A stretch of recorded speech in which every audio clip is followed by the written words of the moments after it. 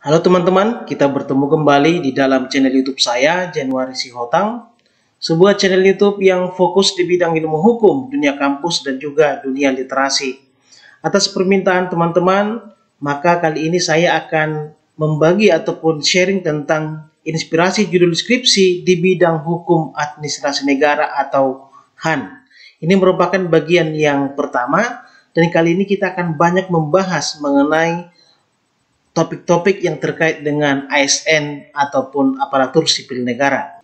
Kita langsung saja ke judul yang pertama, yaitu rekonstruksi pengaturan hak dipilih pegawai negeri sipil dalam pemilihan umum legislatif menurut Undang-Undang Dasar 1945.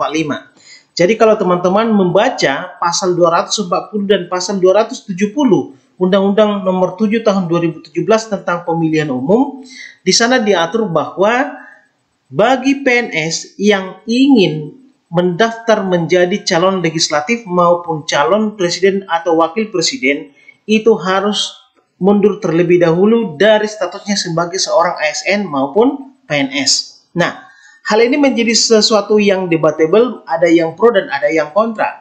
Bagi yang pro mungkin berpendapat bahwa hal ini sangat penting untuk menjaga netralitas daripada ASN.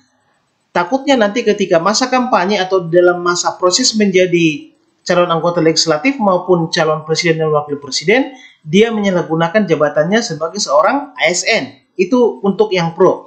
Tapi bagi yang kontra, ini menjadi suatu permasalahan juga karena profesi-profesi yang lain tidak diwajibkan untuk mundur ketika akan menjadi calon anggota legislatif maupun calon presiden maupun wakil presiden.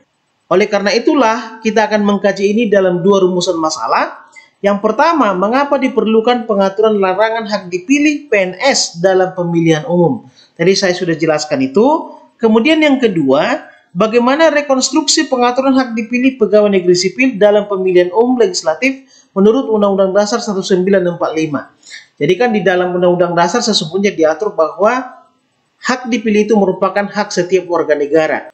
Dan ternyata ada pengecualian bagi ASN bahwa hak dipilihnya itu dibatasi oleh undang-undang. Nah, untuk merekonstruksi ini mungkin Anda bisa mencari jalan tengahnya bahwa ASN itu tetap bisa mendaftar menjadi calon anggota legislatif maupun calon presiden, tetapi dia harus cuti di luar tanggungan negara. Ini saya rasa menjadi salah satu pilihan yang paling netral dibandingkan antara pro dan kontra yang tadi. Kemudian kita lanjut ke judul yang kedua, yaitu tinjauan yuridis terhadap partisipasi publik pada seleksi jabatan pimpinan tinggi atau JPT dalam sistem kepegawaian ASN di Indonesia. Jadi salah satu hal yang paling menarik akhir-akhir ini adalah maraknya jual beli jabatan di berbagai instansi yang dibongkar oleh beberapa penegak hukum. Dan salah satu faktornya adalah seleksi jabatan pimpinan tinggi ini atau seleksi JPT ini belum dilakukan dengan transparan dan maksimal. Dimana kalau Anda baca di dalam Permenpan nomor 15 tahun 2019, di sana belum diatur misalnya bagaimana partisipasi publik di dalam proses seleksi JPT itu. Nah, pertanyaannya kemudian, apa pentingnya partisipasi publik di dalam seleksi jabatan pimpinan tinggi? Partisipasi publik ini kan bisa dilihat dalam beberapa hal, misalnya dari pemberian informasi, kolaborasi, konsultasi, dan lain-lain. Artinya di sini bahwa publik ini memiliki rekam jejak daripada si calon JPT yang bersangkutan.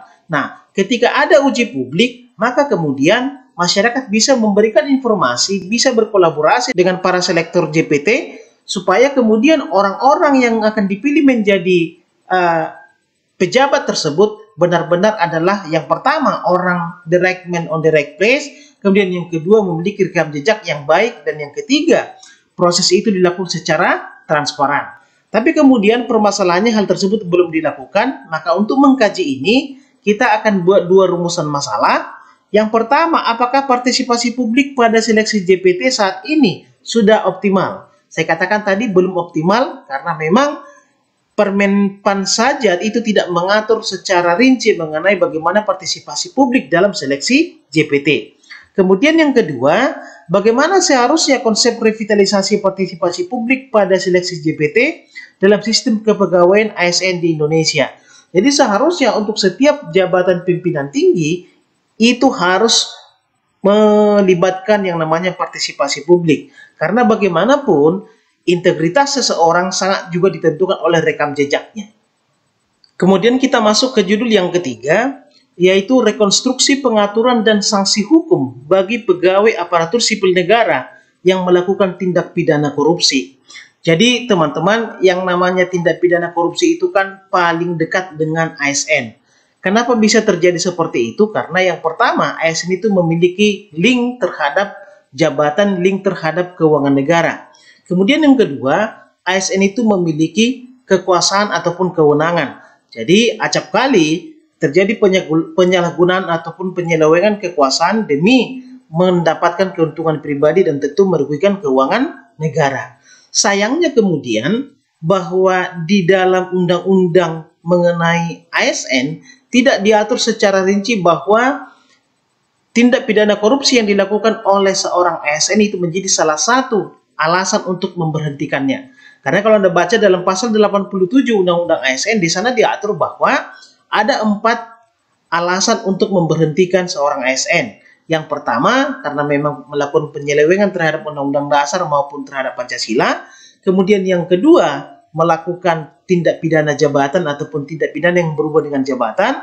Kemudian yang ketiga, melakukan tindak pidana yang diancam minimal dengan 2 tahun penjara. Dan yang keempat adalah menjadi anggota partai politik. Dari keempat hal ini tidak dirumuskan secara rinci mengenai yang namanya tindak pidana korupsi. Nah, oleh karena itulah kemudian untuk meneliti ini kita akan buat 2 rumusan masalah. Yang pertama adalah bagaimana pengaturan hukum bagi pegawai ASN yang melakukan tindak pidana korupsi dan penjatuhan sanksinya. Artinya di sini bahwa ASN yang melakukan tindak pidana korupsi tidak ada mekanisme khusus dibandingkan dengan tindak pidana yang lain.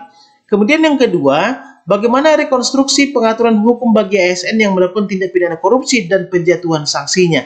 Jadi silakan nanti Anda rekonstruksikan bagaimana pasal terbaik kira-kira di dalam menjatuhkan sanksi kepada ASN yang melakukan tipikor.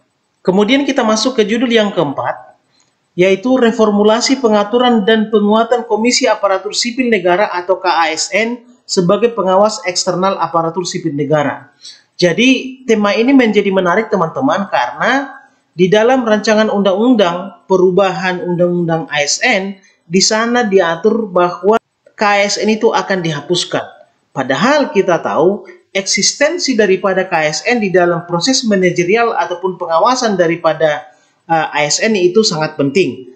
Memang banyak berpendapat bahwa keberadaan KASN itu sangat mubazir karena tugas-tugas yang dilakukan KASN itu bisa juga dilakukan oleh BKN ataupun LAN dan juga Kemenpan RB.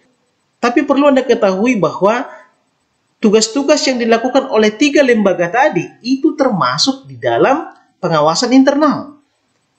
Dan kita tahu bahwa di dalam sebuah sistem birokrasi, pengawasan internal itu menjadi sangat sulit dan sangat tidak efektif. Kenapa bisa terjadi demikian? Karena pengawasan dari atasan kepada bawahan atau dari top down itu akan memunculkan satu sistem birokrasi yang menghamba kepada atasan.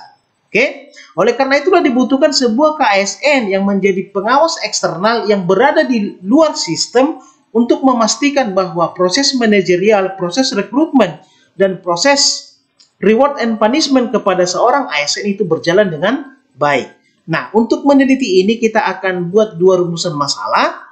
Yang pertama, bagaimana sistem pengawasan terhadap manajemen ASN dalam kerangka hukum kepegawaian. Kalau dikatakan sistem pengawasan, tadi saya sudah jelaskan ada beberapa lembaga yang melakukan sistem pengawasan, baik itu internal maupun eksternal. Kemudian yang kedua, bagaimana formulasi pengaturan lembaga pengawas ASN yang ideal dalam kerangka hukum kepegawaian.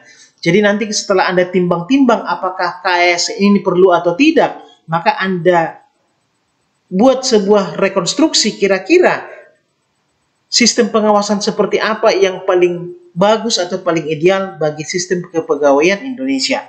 Kita masuk ke judul yang kelima, yaitu tinjauan yuridis penyalahgunaan wewenang oleh pegawai negeri sipil menurut PP nomor 94 tahun 2001 tentang disiplin pegawai negeri sipil.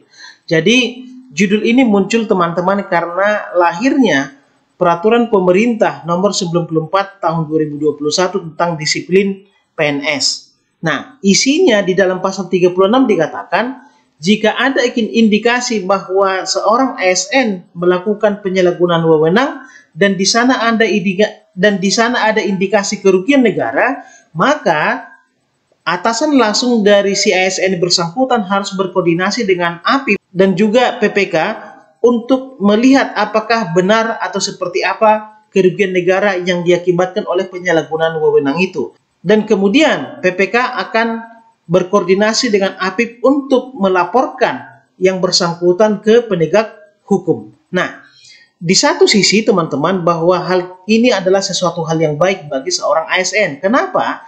Karena ketika ada dugaan seseorang ASN melakukan penyalahgunaan wewenang yang berpotensi merugikan keuangan negara, dia tidak langsung dikriminalisasikan. Artinya ada dulu proses untuk memastikan bahwa dia melakukan tindak pidana atau tidak. Tetapi minusnya adalah patut dicurigai nanti misalnya ada kong kali kong antara si yang bersangkutan, ASN yang bersangkutan dengan atasannya untuk mengkondisikan terhadap perbuatan yang dilakukan oleh yang bersangkutan. Nah, oleh karena itulah untuk mengkaji ini kita buat dua rumusan masalah. Yang pertama, apa rasiologis pengaturan penyalahgunaan wewenang dalam pasal 36 Peraturan Pemerintah Nomor 94 Tahun 2021 tentang disiplin pegawai negeri sipil. Jadi kalau dikatakan rasiologis ini adalah semacam apa pertimbangannya, bagaimana penafsirannya, kok bisa pasal 36 PP 94 tahun 2021 ini tiba-tiba muncul. Karena sebelumnya di dalam peraturan tentang disiplin PNS ini tidak diatur. Apa yang menjadi alasannya? Tentu bisa saja karena saya katakan tadi untuk mencegah kriminalisasi kepada seorang PNS atau hal-hal lain yang mungkin bisa muncul nanti di penelitian Anda. Kemudian yang kedua, bagaimana implikasi keberadaan pasal 36 PP nomor 94 tahun 2021 ini dalam perlindungan hukum PNS ketika menjalankan tugas dan kewenangannya. Nah, ini implikasinya ada dua. Implikasinya terhadap penegakan hukum dan implikasinya terhadap ASN itu sendiri. Saya katakan tadi bahwa keberadaan PP ini sangat baik untuk ASN karena dia tidak takut-takut lagi melaksanakan tugas dan wewenangnya, karena memang dia tidak akan sembarangan untuk dilaporkan kepada aparat penegak hukum, tetapi harus melalui proses pemeriksaan dari APIP maupun PPK. Tetapi kemudian implikasi bagi penegakan hukum ini menjadi memperlambat arus penegakan hukum. Karena sebelum ke penegakan hukum terlebih dahulu ada pemeriksaan dari PPK maupun APIP yang tentu bisa saja kita duga ada proses pengkondisian di sana. Kan begitu ya? Oke, saya rasa demikian 5 judul skripsi di bidang hukum administrasi negara. Kita bertemu lagi di video-video berikutnya. Terima kasih.